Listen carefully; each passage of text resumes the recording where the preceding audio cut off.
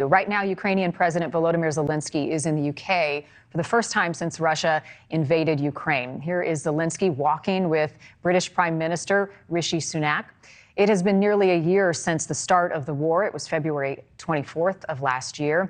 Today, Zelenskyy addressed Parliament as Ukraine braces for another expected Russian offensive. Here's part of his message. Evil lost. We will always come out on top of evil.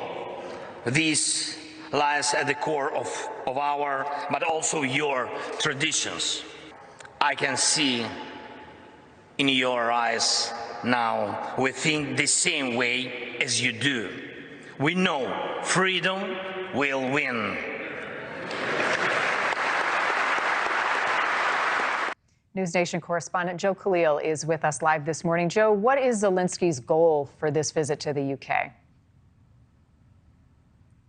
Well, it is what it has been before as he's made these appeals, Marni. You know, he's trying to collectively bring together the world for his cause. And this was a historic one today, just the second time that he's leaving his own country's borders during this war, making a surprise trip to the UK, meeting with Prime Minister Sunak there, as you mentioned, before giving that address to the British Parliament there. All of it very important. And this trip may actually be more consequential than the first time he left his country during the war, which was his trip to the United States, meeting with President Biden and addressing a joint session of Congress back in December. This time, Zelenskyy did what has been a pattern for him, for this wartime leader. He made an emotional appeal to the UK and to its leaders, invoking their own history and their own national pride. He described here his first trip to London. He talked about literally sitting in Winston Churchill's chair in the war room, saying he now understands the significance and what that moment really meant. And I'm going to quote Zelenskyy here, saying, "Bravery takes you through the most unimaginable hardships to victory." Now, he also told the audience that eventually good always comes out on top, always defeats evil. And he said at the heart of Ukrainian and English traditions, he is certain that Russia will be defeated. He went on to thank British leaders for standing by Ukraine, standing by the war effort, Marni, even from the beginning when other Western leaders and other NATO allies were not so supportive of the Ukrainian cause. So he's rallying support now to get more weapons, more aid, more money, something, again, that Zelenskyy has really become sort of masterful at, Marni, now, a very familiar job for him. And he's tailoring his message, as he often does, to his specific audience. So we're going to see here if it pans out for him in terms of getting advantages that he can use in the war effort against Russia.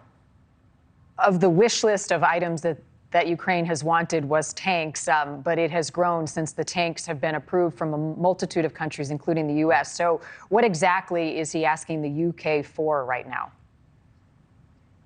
So today it's really about fighter jets, Marni, and I think it's interesting that just today, and very significant, that Prime Minister Sunak actually said that he's going to be allowing Ukrainian pilots to train on NATO fighter jets. That is a major, significant step in the right direction if you are Ukraine, because so far they've asked for a number of things. You mentioned that long wish list.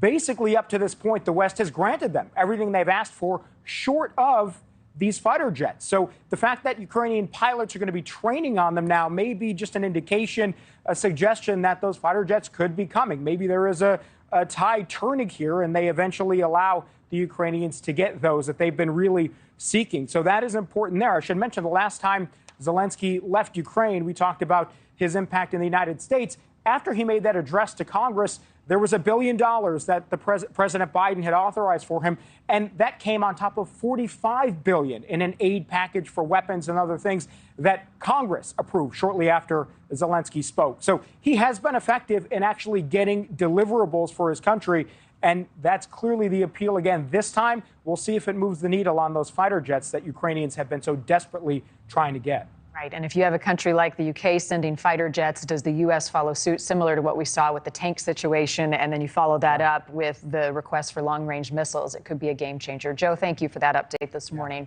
Thank you for watching. Go to newsnationnow.com to find NewsNation on your television provider. And don't forget to click the red subscribe button below to get more of NewsNation's fact-driven, unbiased coverage.